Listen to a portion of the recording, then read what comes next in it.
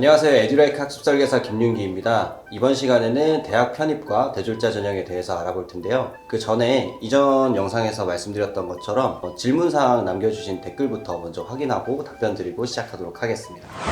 먼저 노재성님인데요. 1단계에서 선택 과목 중 비교적 난이도라든지 대략적으로 추천도 해주시나요? 라고 남겼거든요. 어떤 과목들이 좀 추천해 주실 수 있을까요? 일단 독학사 1단계 시험에서 선택 과목이 대략 한 10과목 정도가 있는데 그 중에서 난이도적인 면에서 좀 추천을 드린다라고 하면 현대사회 윤리와 문학개론 두 과목을 좀 추천을 드리고 싶어요. 다만 여기서 좀 주의하셔야 되는 게 그 1단계 선택 과목 중에 사회학개론이라는 과목이 있습니다. 이 과목도 난이도가 그렇게 어렵지 않은 과목이라서 많이들 진행하시는 과목이지만 이게 학점은행제와 독학사를 병행할 경우 학사과정에서 경영학 전공학점으로 인정이 되기 때문에 이게 이제 중복 과목으로서 문제가 될 수가 있어서 물론 저희 에듀라이크의 관리를 통해서 준비하시는 분들은 걱정하실 필요는 없겠지만 만약에 혼자 하시는 분들도 있을 것 같아서 참고하시라고 이 부분도 같이 말씀드립니다. 다음 질문인데 SUAA임님 컴퓨터공학 학사 준비하려고 하는데 학점은행제보다 독학사가 더 나을까요? 고졸이라서요.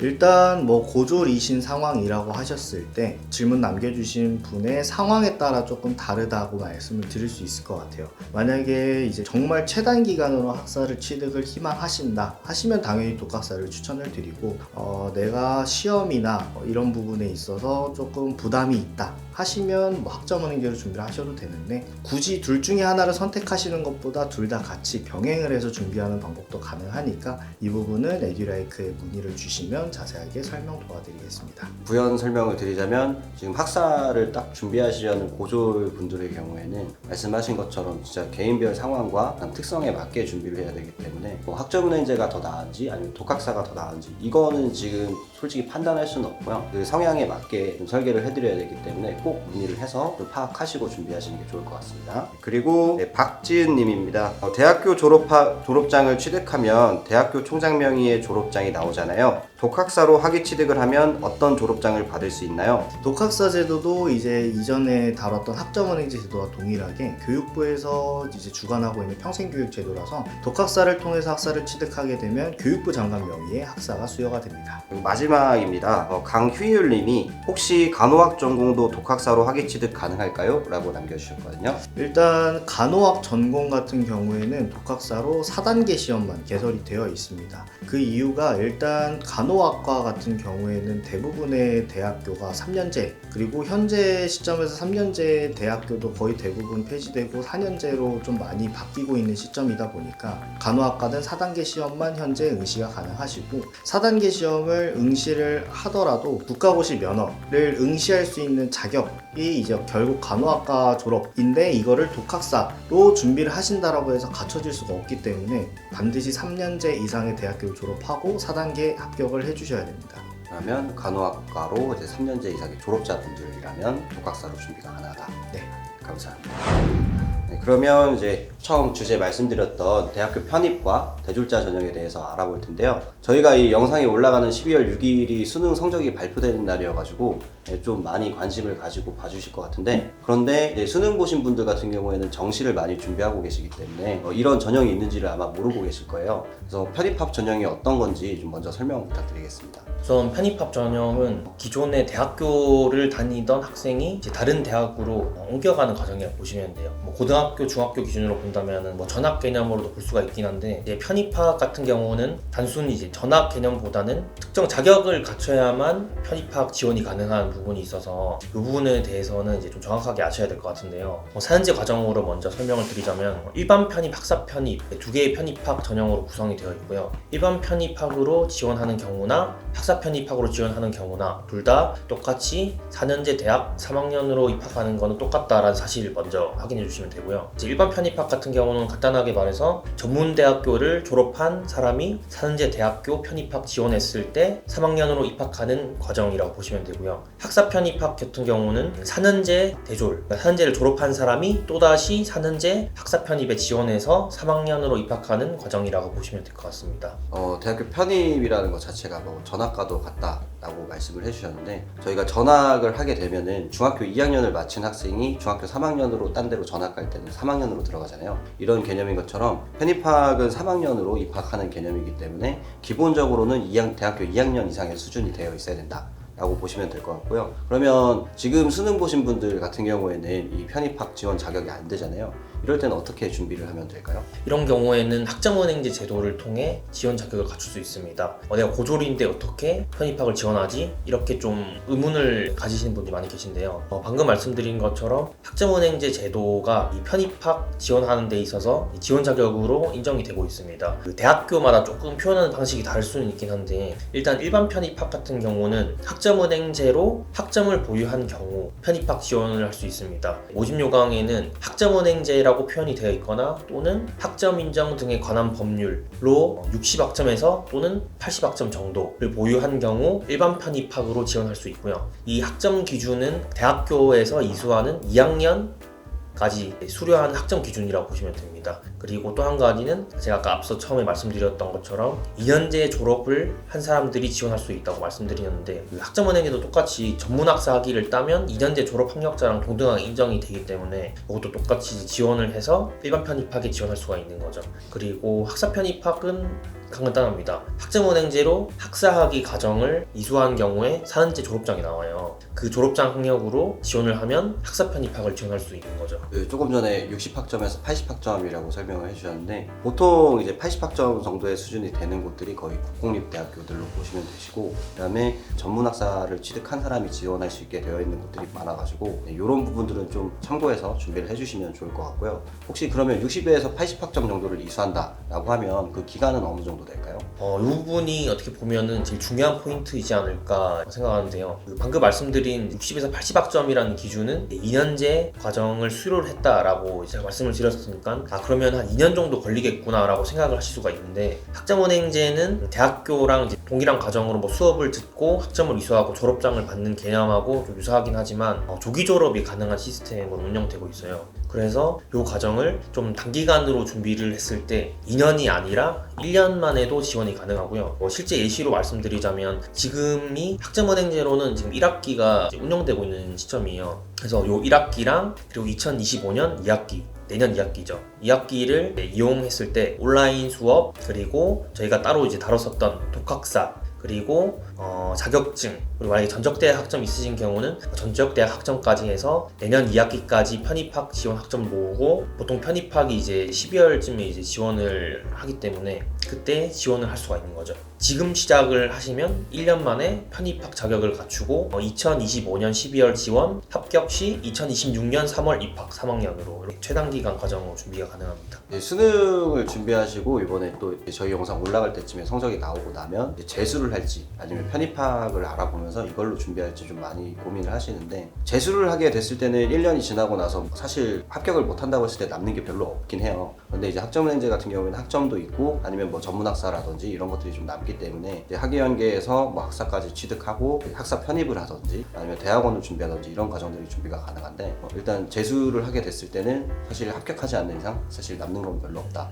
라고 보시면 될 것 같은데, 이게 또 1년 준비하고 나서 3학년으로 입학하는 과정인 거고, 그 다음에 재수를 하게 됐을 때는 다시 1학년으로 입학하는 과정이다 보니까 기간적인 차이에서도 좀 있는 것 같습니다. 그렇다면은 수능을 준비해서 대학교에 들어가는 과정이랑 그 다음에 편입을 하는 과정이랑 과목들 준비해야 되는 뭐 학습 난이도라든지 이런 것들은 어떨까요? 우선 수능과 편입학을 딱 놓고 봤을 때 엄연 차이가 생각보다 많이 납니다. 지금 고등학교를 이제 다니고 있으신 학생분들이라면 조금 더 이제 와닿으실 텐데, 여기서 먼저 알아두셔야 될 거는 수능은 문과 이과로 나뉜 그 과목을 준비를 하고 그 점수를 토대로 이제 대학교로 지원을 하는 개념이잖아요. 편입학은 이제 대학교 성적 플러스 그리고 편입 영어 또는 공인 영어 플러스 면접, 보통 요 형태로 구성이 되어 있어요. 그러면은 뭐 굳이 좀 비교를 해보자면은 수능 같은 경우는 이제 국영수, 사탐, 과탐 그리고 이제 한국사 이렇게 있다고 가정했을 때 최소 5과목 정도는 준비를 해야 돼요. 근데 그 5과목을 준비하는 것 반면에 편입학 같은 경우는 방금 말씀드린 공인영어를 보는 학교도 있을 거고 편입영어를 보는 학교도 있습니다.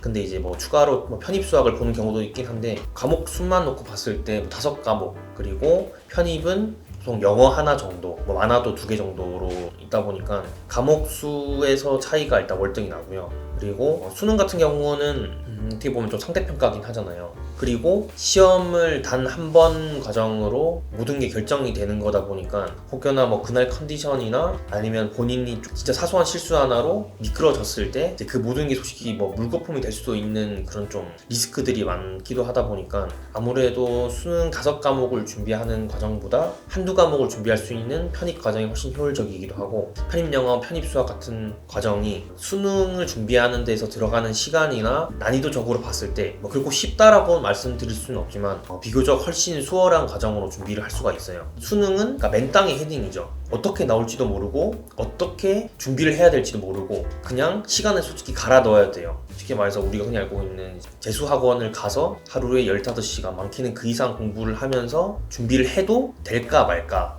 라는 그러니까 미지의 영역이라고 본다면 편입영어, 편입수학은 공인영어도 마찬가지죠. 고득점을 올릴 수 있는 기반이라는 그러니까 쉽게 말해서 그 루트가 있습니다. 보통 이걸 학원에서 이제 배우시게 되는데 예를 들어서 뭐 고려대학교, 뭐 연세대학교 이런 하이 클래스 학교들이 뭐 편입영어, 편입수학을 본다고 가정을 했을 때 그 학교에서 시험을 출제를 하는 게 편입영어, 편입수학이거든요. 그럼 그 학교에서 나오는 출제 문제들이 있어요. 고려대학교는 이런 영어를 또는 이런 수학의 문제를 항상 매년치 출제를 했었다. 이런 유형별 그런 분석을 학원에서 애초에 파악이 다 돼 있습니다. 수능도 또 비슷할 수도 있긴 하지만 수능은 저희가 막 물수능, 불수능 하잖아요. 그런 기준이 사실 크게 없다는 거죠. 편입 자체는요. 그래서 그 정해진 루트가 있어요. 편입학원 같은 경우도 뭐 정해진 코스를 잘 따라가기만 한다면 비교적 좀 수능을 준비하는 거에 비해서 좀 더 잘 따라가실 수 있고 제가 생각했을 때 수능을 준비를 하는 그 마음가짐이나 좀 자세를 편입으로만 가져오셔도 충분히 인서울까지도 좀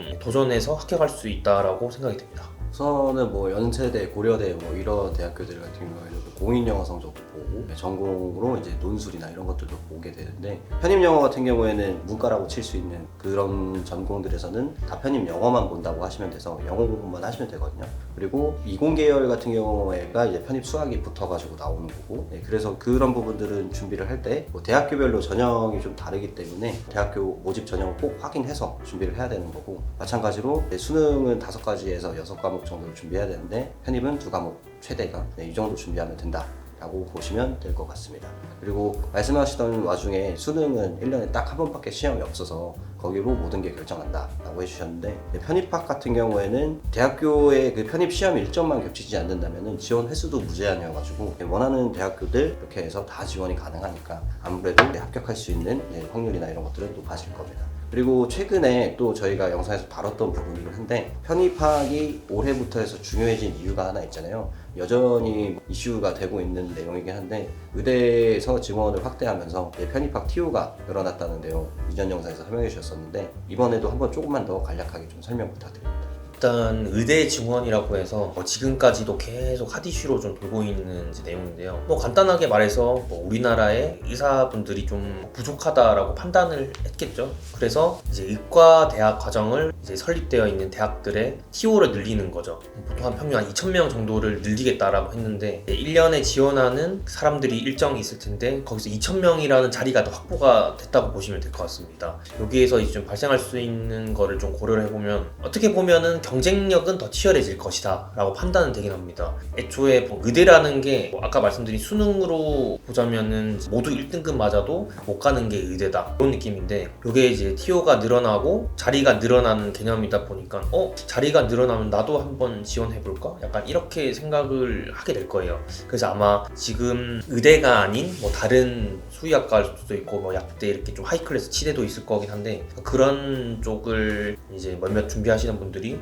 나도 의대로 한번 다시 해볼까? 라고 전향하는 경우가 생길 거고, 그리고 지금 아까 말씀드렸던 편입학 과정 같은 경우도 의대가 갑자기 상향으로 좀 잡는 수준이었다고 한다면 TU가 또 늘어나니까 나도 한번 지원해볼까? 그리고 아까 말씀하셨던 것처럼 편입학 자체는 사실 지원하는 그 개수 제한이 없기 때문에 일단 넣어볼까? 약간 이렇게도 생각할 수도 있기 때문에 아마 올해부터 해서 앞으로 쭉 의대 쪽으로 인원이 더 몰릴 것으로 좀 예상되긴 합니다. 의대 편입이나 이런 것들은 사실상 뭐 미트나 디트나 뭐 이런 것들 준비해야 되는 것들이 좀 따로 있기도 해서 명문대라고 부르는 곳들에서 하이 클래스에 있는 학생들, 재학생들이 아마도 편입학을 택하기보다는 아마 재수라든지 이런 걸로 빠지게 될 거예요.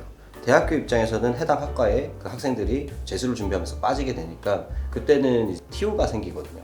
그러면 하이 클래스에 있는 대학교 학과에 정원이 모자르게 돼서 전체적인 그 편입 지원 가능한 TU가 확보가 된다 라고 보시면 될 것 같고, 2,000명을 뽑는다고 하면은 최소한 10,000명에서 한 30,000명 정도의 인원이 그런 것들로 인해서 준비하는 데 빠질 것이라 예상하고 있기 때문에 그렇게 되면 진짜 많은 자리가 확보되는 거거든요. 물론 합격했을 때에 2,000명 정도가 빠지는 거긴 하지만 또 1년 준비했다가 아깝게 떨어지신 분들은 복학을 안 하고 그냥 그대로 나와서 다시 1년 더 한다거나 N수생이 되는 그런 과정들이 있기 때문에 편입학은 좀 노려보실 수 있는 전략적인 방법이 될 것 같습니다. 의대 정원과 관련해서 많은 분들이 또 관심을 가지고 또 준비하려고 올해 그리고 작년, 재작년에부터 해서 많은 학생들이 좀 문의를 주고 저희에게 컨설팅 의뢰를 줬던 과정이 또 대졸자 전형이라는 게 있잖아요. 보건계열로 물리치료사, 간호사, 치의생사 등등 방사선사나 이런 것들 학과로 지원하기 위해서 대졸자 전형을 알아보시는 분들도 꽤 계시거든요. 대졸자 전형은 또 어떤 건지 좀 알려주시겠어요? 대졸자 전형이라는 것은 저희가 흔히 알고 있는 수시나 정시 전형 중에 정원 외 과정으로 이제 지원하는 전형 중에 하나입니다. 그래서 대졸자 전형이 그 말대로 해석을 해서 이제 대졸 학력에 준하는 학력을 갖춘 경우 지원을 할 수 있다라고 돼 있는데요. 조금 더 디테일하게 설명을 드리자면 대졸자 전형은 4년제 대학에는 존재하지 않고 전문대학교에만 존재하는 전형 중에 하나이며 전형 같은 경우는 2년제 전문대졸 학력을 갖춘 사람이 지원을 할 수 있는 전형입니다. 쉽게 말해서 아까 말씀드린 그 편입학이랑 조금 비슷하게 볼 수가 있을 것 같아요.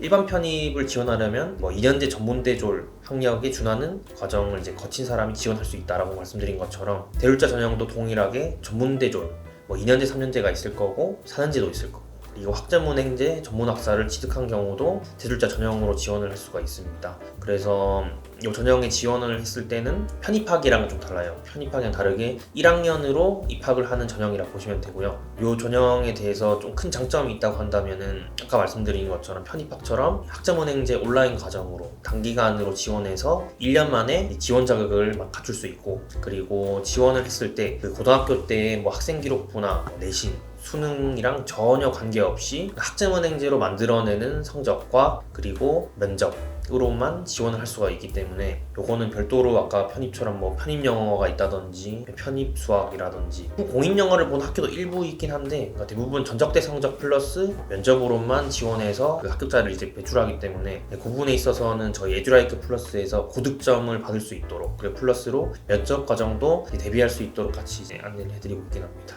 이때 좀 주의해야 될 사항이 하나 있다면 이제 수시와 정시가 있을 텐데, 그 수시 같은 경우에는 전문 학사 이상을 취득한 사람만 지원이 가능하게 되어 있고, 그다음에 정시, 지금 시즌에 지원하는 것들은 이제 전문 학사를 취득 예정자, 그래서 저희 학점은행제 이용하시는 분들 같은 경우에는 학위 수요 예정자도 지원이 가능하다는 점이 있습니다. 그래서 만약에 제가 수시를 지원하고 싶은데요 라고 한다면 9월에 원서 접수를 해야 되는데 그러려면은 8월에 학위가 나와야 되거든요. 그러면 지금 준비했을 때 수시를 준비할 수는 없나요? 라고 할 수 있을 거예요. 그게 이제 맨 처음에 김정영 학습설계사님이 설명해 주셨던 대로 사회학개론이 포함되는 건데, 그분들 같은 경우에는 사회학개론을 포함시켜서 넣어주셔야 됩니다. 예를 들면 한 학기의 최대 이수학점이 24학점이기 때문에 24학점을 이제 경영학 전공으로 듣고, 그 다음에 독학사 1단계에서 학점은행으로 학점을 가져올 때는 20학점을 가지고 올 수 있잖아요. 그때 사회학개론을 넣어서 가지고 온다면 5과목을 다 합격해서 20학점 중에 4학점은 전공으로 빠져서 26학점은 전공, 그리고 저희가 많이 추천해드리고 있는 매경 테스트라든지 테스트 같은 경우에 18학점이 나오기 때문에 그렇게 되면은 46학점이 되기 때문에 전공 학점은 다 충족이 되고, 그 다음에 1단계 4과목 나머지로 합격한 과목들은 16학점이 돼서 이제 독학사 2단계였던 5월에 시험 보는 것들을 합격만 해주시면 8월에 졸업이 가능하기 때문에 수시 지원이 가능합니다. 다만 이때에도 그 지원하고 싶으신 전문대학교에서 최소로 수업이나 수업 연한이나 이런 것들로 이수해야 되는 최저 학점들이 있다라면은 그때 독학사나 자격증을 포함이 안 되는 것들이 좀 많아서 그런 부분들을 꼭 확인하고 지원을 해주셔야 합니다. 이렇게 되어서 대학교 편입이랑 그 다음에 대출자 전형에 대해서 좀 알아봤는데요. 다음 시간에는 저희가 학습자 등록과 그 다음에 학점 인정 신청 그리고 학위 신청과 관련한 행정 절차에 대해서 안내드리도록 하겠습니다. 그리고 저희가 그 유튜브 지금 구독자 이벤트를 따로 진행을 하고 있습니다. 큰 선물은 아니고 소소하게 이제 커피 기프티콘을 드리고 있는데요. 그 10분 한정해서 12월까지 구독했다라는 구독 내역이랑 그리고 알림 설정 했다라는 내역을 캡처를 해서 저희 카카오 채널 혹은 그 유튜브 댓글을 통해서 남겨주시면은 기프티콘을 보내드리고 있으니까 많은 성원 부탁드리겠습니다. 많은 성원 부탁드립니다. 감사합니다.